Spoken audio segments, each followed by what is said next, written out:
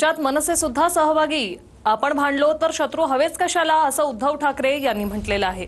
घरातील शत्रुत्व बंद करा, मुळावर उठलेल्यांना फेकून द्या असं उद्धव ठाकरे यांनी म्हटले। मोर्चात मनसे सुद्धा सहभागी, याचा अभिमान असं उद्धव ठाकरे म्हणतात।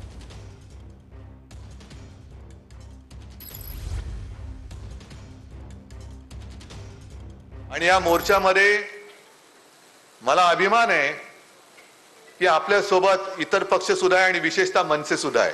कारण शेवटी आपल्या मुळावरती कोण येत असेल, आपण भांडत राहायचं, मग शत्रू हवेत कशाला? आपणच जर का आपले शत्रू होणार असू तर शत्रू आपल्याला बाहेरचे कशाला पाहिजेत? घरातले शत्रू आहेत ना। त्याच्यामुळे आता हे घरातलं शत्रुत्व सगळं बंद करा आणि आपल्या मुळावरती जो आलेला आहे त्याला पहिला उकडून फेकून द्या। आणि तसं केलं तर मग मी आज सांगतो, जसं शिवसेना प्रमुख म्हणाले होते ना, त्या शत्रूला जेव्हा उकडून फेकलं जाईल ना, तेव्हा मी स्वतः सगळ्यांच्या सोबत एकीकडे आईच्या दर्शनाला